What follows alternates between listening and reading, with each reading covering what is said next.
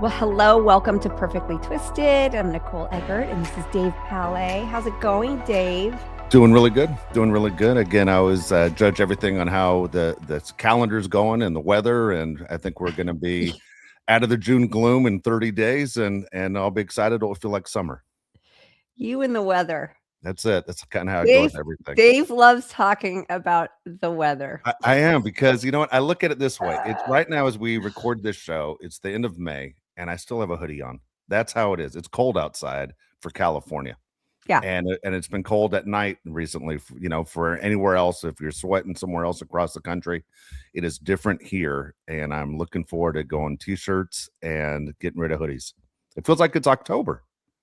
Well, it was hot yesterday for us, and then it was raining this morning. This is the thing too with my kids' school calendar. It drives me crazy because they get out, like this is the last, they're for finals today and tomorrow, and then it's summer break. But like you said, the weather is, we have June gloom, which is so real, and it doesn't get warm until July. So the kids like lay around, like they lay around for the first couple of weeks, and like it's like half their summer is ruined. And then right when it gets scorching hot, they put them back in school, and they're back to, doing PE and out in that blazing heat. But yeah, it's the weather. We can't change it. No, that's the way it goes. Anyway, no, I'm excited. This time of year is always fun. I don't have young kids anymore, so it's not one of those where what am I going to do this summer to entertain them? But for me, at this stage of my life, I kind of like the ability to go outside and have a good time and not worry about it. It always puts me in a good mood. I'm a summer guy. Well, me too. Well, now that we've bored you all with the weather, we've got a fun guest today.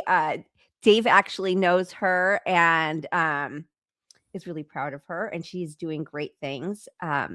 Victoria Caro, and she runs a nonprofit called Front Row Futures, where they're giving rising youth front row seats to sports and on-field mentorship, which I think is really spectacular and really special, because there's one thing to love the sport you're playing, and then another to really be like inspired by it and get a taste of like what it feels like and what the next steps would be like.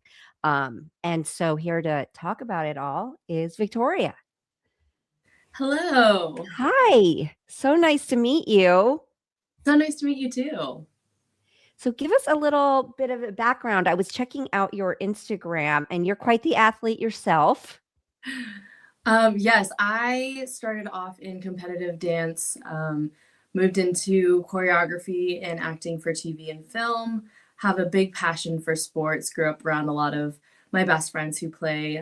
They went to the Little League World Series, and I don't know, I would just sit at these games and sit next to these brilliant 6-year-olds that would know everything about the game, everything about the player, where they came from. And I would talk to their parents and ask them, hey, do you have season tickets in these seats? Your kid seems to know a lot about this sport.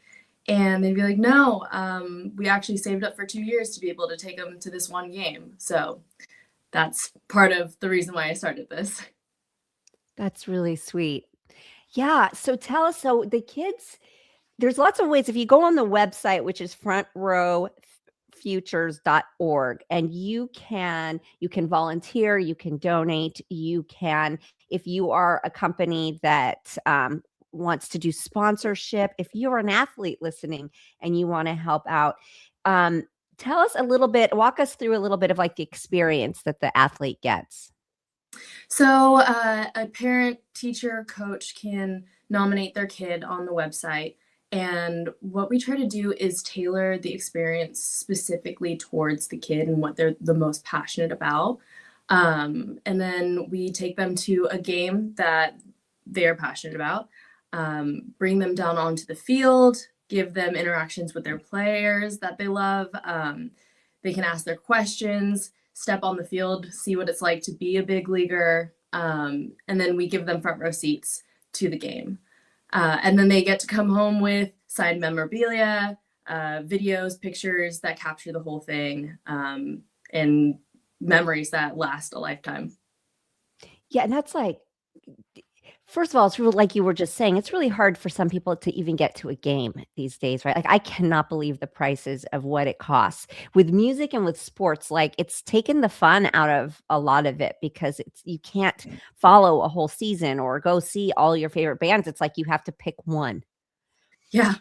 No kidding. I mean, I'm a Dodgers fan, and you can imagine how those tickets are. I haven't been to a game, or I haven't paid for a ticket to a game. Like, my friends have season tickets, but I can't get myself to pay for a ticket to a game, even just as a regular fan. And that's just me as a singular fan. I'll go to a game alone, but I can't imagine families where it's mom, dad, brothers, sisters, all the siblings, plus food, parking. I mean, it's outrageous.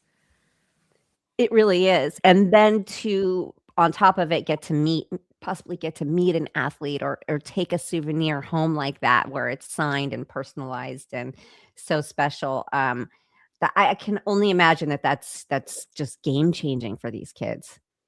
Yeah, I mean, I was lucky enough to grow up in an area where all of my heroes for my industry were so close. I mean, it wasn't even a second thought that I would be doing my job. I choreographed my first national commercial at 15 years old because somebody said that I could. Um, my biggest canon event was getting rejected for the Janet Jackson World Tour when I was 12. And I went home to my teachers and mentors who had choreographed for Britney Spears, Janet Jackson, Lady Gaga.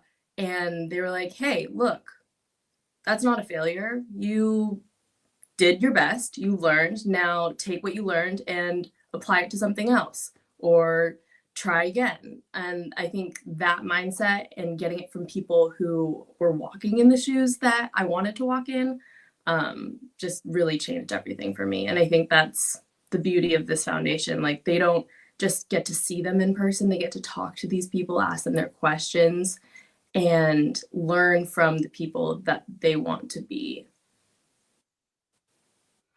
Yes, absolutely, and, my daughter does stunt and, competitive cheer, and, somebody who kind of, like, adjacently grew up with is a coach at one of the top, stunt colleges, and she had been watching my daughter and was like, "This is amazing. She looks really strong," and invited us, to watch a competition at her level and Mm, what the girls can do, and they spoke with her, and it really I could see what it sparked in her.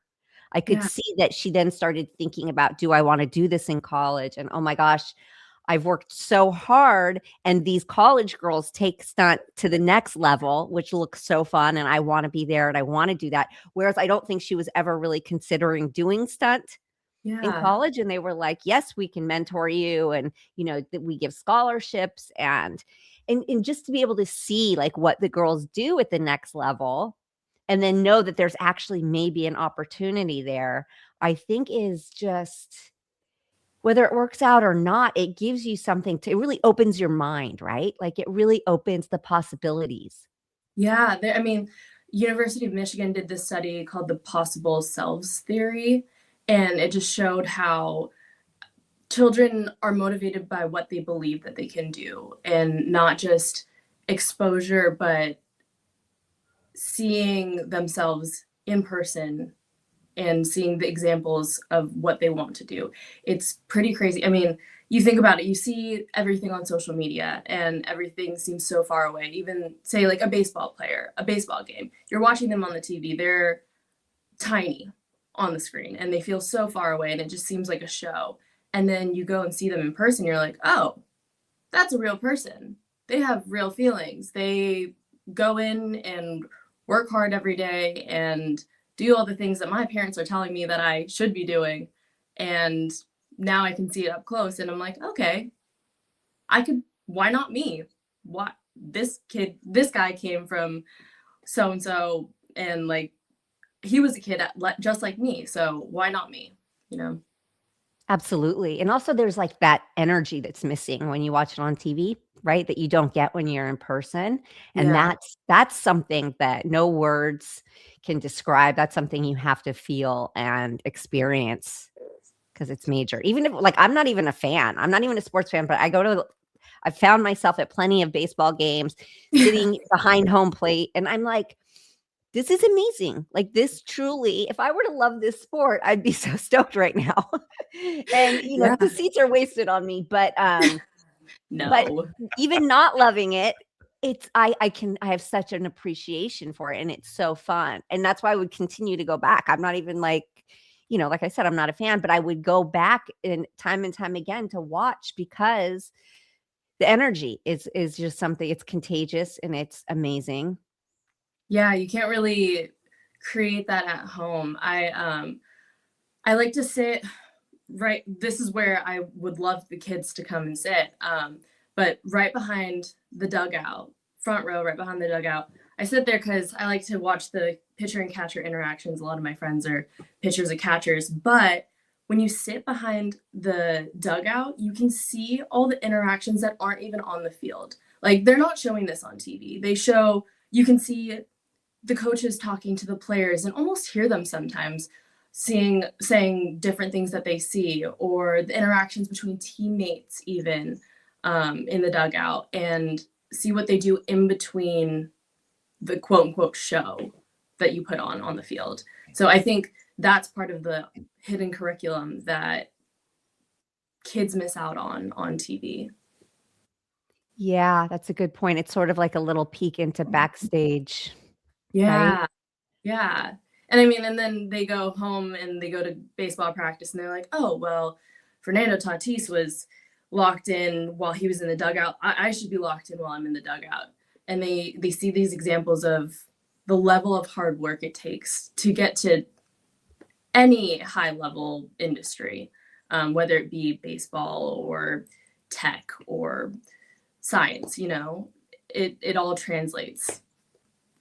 Absolutely. How long have you been doing this? It is brand new. Just launched it in October of last year. So Okay. still building out a lot. But yeah. Oh, I really love it. And you're so young to be able to be doing something like this so early. It speaks volumes as well about your character and who you are. And it's just great to see because whenever somebody, turns around and lends a hand, reaches out a hand to somebody coming up, it just is, that's what it's all about. That's what all I the mean, good stuff is. I was definitely lucky enough to have mentors that paved the way, but also showed me that it was okay to jump into the deep end for things. I think as a kid, Gary Vee talks about this a lot, where he thinks the biggest thing that rules people's life is fear. And if you get over fear multiple times as a little kid, it becomes easy to jump into anything as an adult. I mean, you think about your daughter who does stunts. As a kid, she was flipping and cheering and getting up and doing these crazy things that you probably, as an adult who had never flipped, would absolutely never do, because the awful things that could happen. But as a kid, you don't know. You just try it, you get over the fear, and you're like, oh, I can actually do this.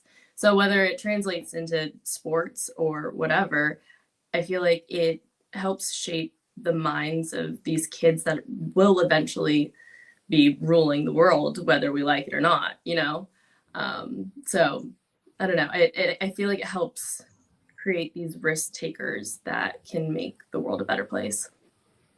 Absolutely. Fear is it's a huge obstacle and it's kind of amazing to me how many adults never grow out of it and still live in that fear. I lived Yeah. a lot of my life in fear, and I don't think we necessarily recognize it. So I think it's smart also to point it out when they're young that, so my daughter broke her leg pretty bad Mm. Right, she had made varsity cheer as a freshman, was so excited, had this promising, year ahead of her, and right before school started, just split all the way up the shin. Oh, And she was there was this whole thing in the healing process of like, was she going to be scared? Like, was she going to have a mental block to be yeah. able to just, flip again? And, it really taught her a great lesson in mind over matter. And it was this thing of either you're just going to go ahead and you're going to try it and you're going to do it, or you're going to move on to something else. And that's okay Yeah. too. Right. But, Yeah. yeah. And, I think that when they're young and you introduce them to tackling fear, it's easier than adults Yeah. who are so stuck in fear. Yeah. I mean, also being able to see these players up close too. These players go through so many injuries. I mean, the wear and tear on their bodies is insane, and being able to see your hero also go through something like a leg break or something and then overcome it, you start thinking, oh, well, yeah, he did it, so I can do it. I mean, as our primal instinct, it's monkey see, monkey do, you know? And when I got rejected at 12 for the Janet Jackson World Tour, my mentors were like, well, I got a no from Beyonce. And you think that was going to stop me? No, I'm going to do this. I'm going to do that. And then it sets an example where you're like, oh, I can get over that too. It's not as scary as I thought it was. Right, and even just to be considered to possibly have that role to choreograph for somebody like that, that speaks volumes right there too, and that shouldn't go ignored. So it's not a yes this time, but there's always, a next time. And I think it is really important what you're doing because kids sometimes just model after their parents. And like I had said a minute ago, a lot of adults are still just living in fear. So if Yeah. that's what they have to look at, and I'm not saying all parents are like leading their kids to live lives in fear, but it's possible. And to see somebody doing what they want to do and overcome, it's really priceless. Yeah. And also, I mean, I'm not anywhere close to being a parent. However, like if my kid were to want to play, say, hockey, I grew up in San Diego. I don't know much about hockey, but I would be the parent that would show them, it's okay to try new things, be fearless, do everything, but I wouldn't be equipped to know what the roadmap is to becoming a professional hockey player. Um, and these kids being able to ask these questions, or like parents even being able to be there on the field with them, is they can ask the questions. You can have a roadmap from somebody who actually did it, and just kind of fills in a lot of the blanks instead of guessing and hoping that you're doing the right thing.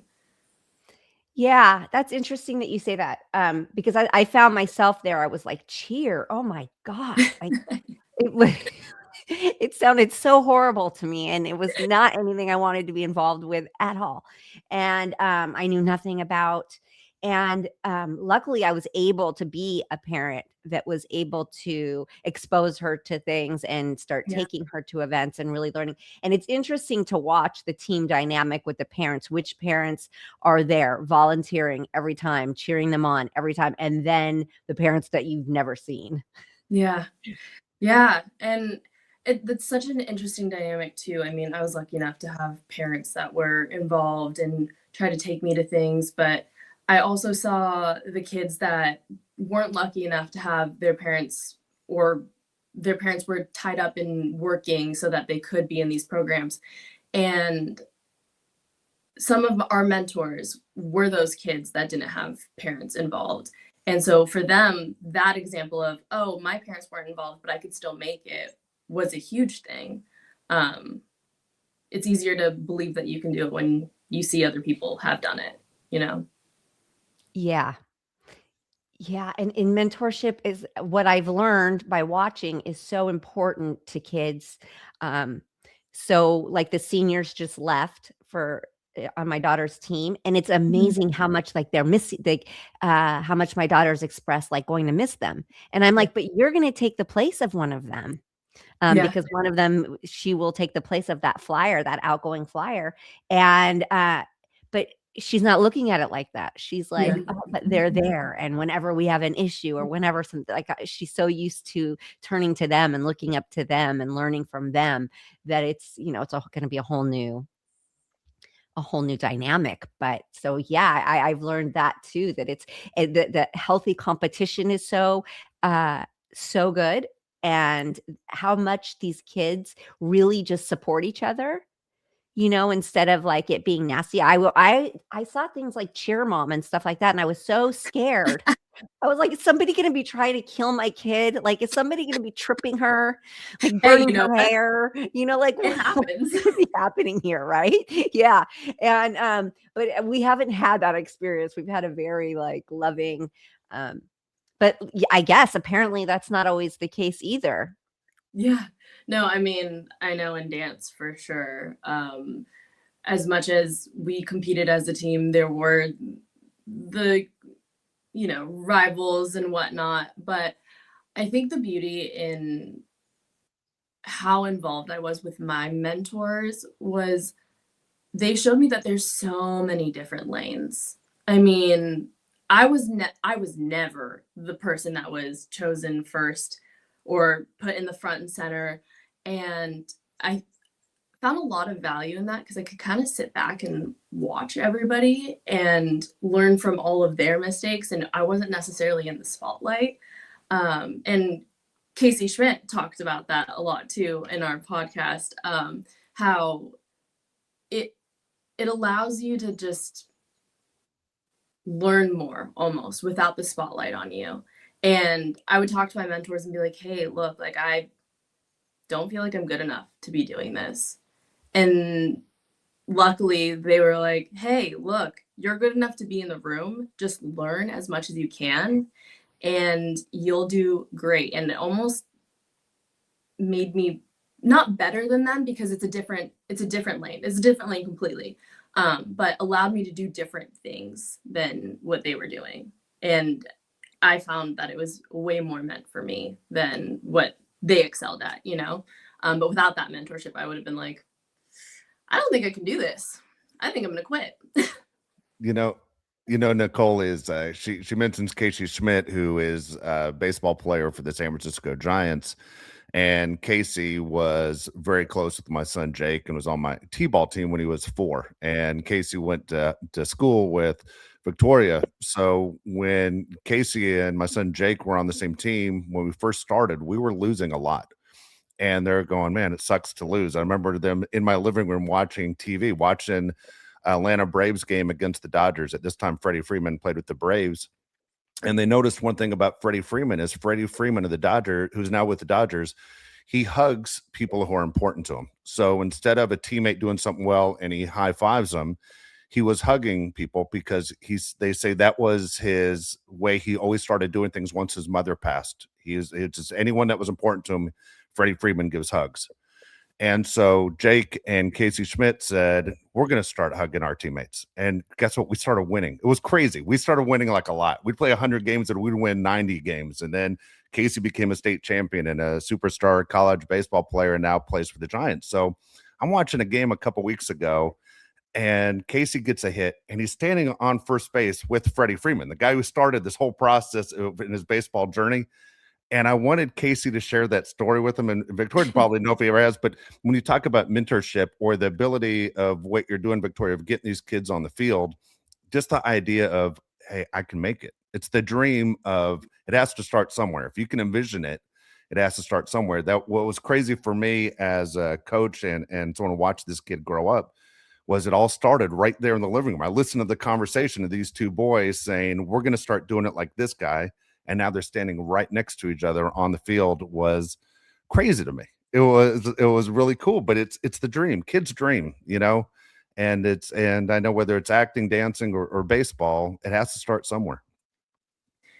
Yeah, and just seeing the examples and following their example and being exposed to it. I mean, who knows if Casey and Jake wouldn't have seen Freddie hug people, where would they be? You know, Yeah. and it's you never know what moment can change their lives or the trajectory of their lives. I've had friends who I've talked to who Hayes Pollard, who played for the Chargers, he told me a story about how as a kid he was one position and went and watched USC players at their camp, and it was during the time where like Reggie Bush was playing, and he had gone to one of the smaller lines because he didn't want to wait in line to talk to a player, and one of the players was like, "Wow, like you have a strong neck.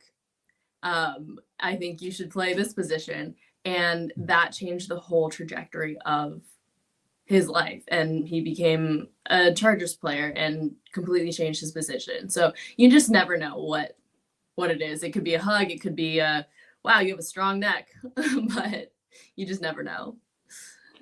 Absolutely. Absolutely amazing is that you have to start somewhere, and you're starting somewhere with this business. You're doing a fantastic job.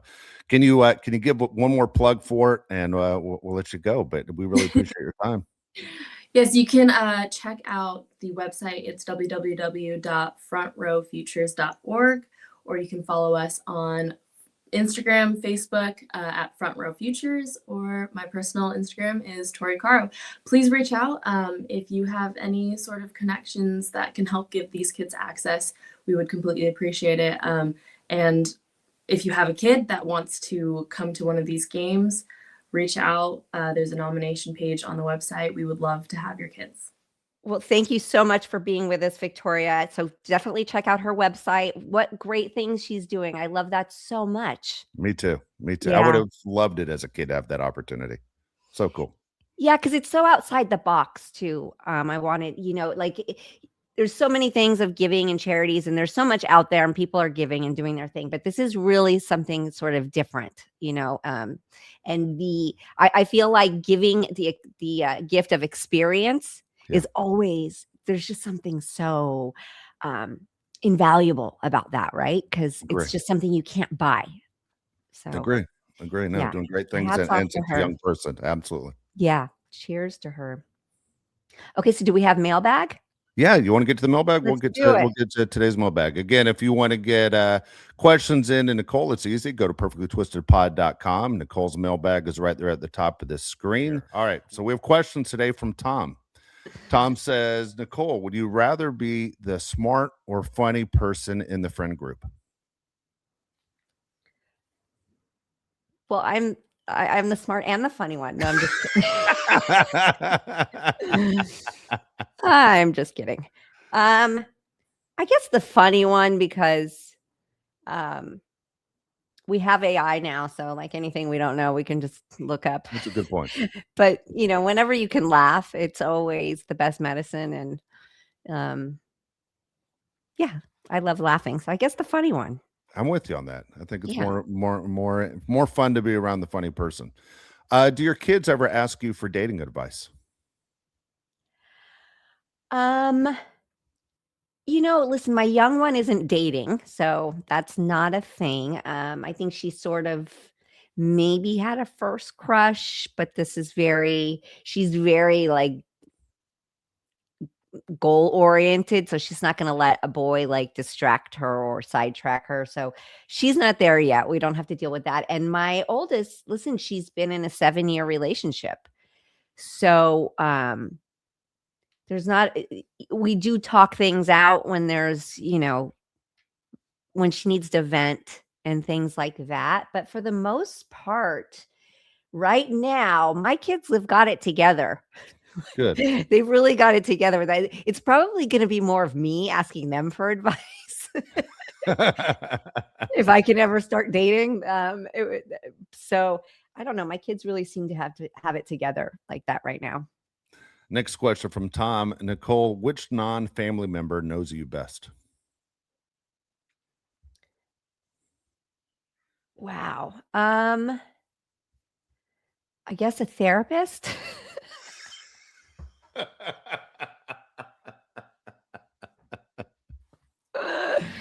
If we're gonna be honest. Is that it? So Yeah. you aren't sharing with a lot of neighbors and friends about what's going on, obviously. No, I would say you guys. Okay, yeah. Yeah, you guys and my therapist. Oh, that is funny. That is funny. Nicole, do you have a favorite and a least favorite salad dressing? Yes. Okay. So I love tangy salad dressings. So anything that's got some good kick, if it's like a good vinaigrette or a good Asian or spicy, something like that. What I don't like is like a Thousand Islands. Yeah. Ugh. Like I wouldn't touch it. Wouldn't touch it, wouldn't go near it. Last question from Tom. Has anyone ever tried to set you up on a blind date? Okay, I've got a story for you. I went on one blind date in my life and I was much younger. And it was at a time when I was dating a lot. And I obviously was single because I was set up on this blind date. But this guy, I meet this guy at this restaurant. He's very good looking, nice guy. Everything, everything was great. I hated his shoes. Wow. Okay. And I'm a shoes person. But that was fine. But it kind of put him in the friend zone. I did give him my number and I was okay. And so cut to, he calls me. Now, I get confused as to who I'm talking to on the phone. I thought it was a different guy when Yeah. he called, Oh, shit. and I started talking about the blind date. Oh, shit. Uh-huh. Oh Open my mouth, God. insert foot. So how long I did it talked take for about him to how long did it take for him to figure out you're ripping him? Like a second?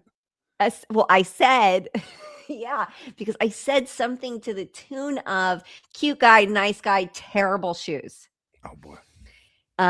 And he said something like I could change those. Oh shit. And it took me a minute and my wheels started clicking and I was like, I wanted to die. I mean, and I felt so bad because it couldn't have happened to a nicer guy, really. Well, I don't really know. I don't know him that well, but it's what he displayed to me was very nice. Because there's so many assholes out there that probably deserved this conversation. But this guy did not. So I felt horrible. I really felt terrible. But and that was the end of that. Oh my gosh. Oh my gosh. So Now everyone's dying to know, what kind of shoes was he wearing? Well, give us an idea. if I can remember right, I mean it was some sort of like black square toe thing going on. There was just a big square toe thing. And for me, you know, I'm not. It really depends on his style. I don't want to confuse everybody, but like a guy in a boot can be really great if it goes with the rest of his like vibe. Yeah. Otherwise, if you're just a regular like shirt collar guy and jeans, please just wear sneakers or like a basic dress shoe or something like that. Don't try to like dress basic and then throw some kind of like funky shoe in there. Don't do that. It does not work. If you want to wear like some kind of edgy funky shoe, you have got to make the rest of the outfit match it. And it's got to match your vibe. And you've got to be wearing the shoes, not the shoes wearing you. You know what I mean? Yeah. Like I saw this young guy at the flea market the other day, young guy, kind of a crop t-shirt, some cool jeans, cowboy boots, really strange haircut. He was so cute, so on the money. But if you had taken those boots and put them on another guy who was just wearing plain jeans and a shirt, it wouldn't work. And it was sort of one of those scenarios where it was like the boots didn't match the rest. And yeah, I'm a shoe person. Just stick to a dope sneaker.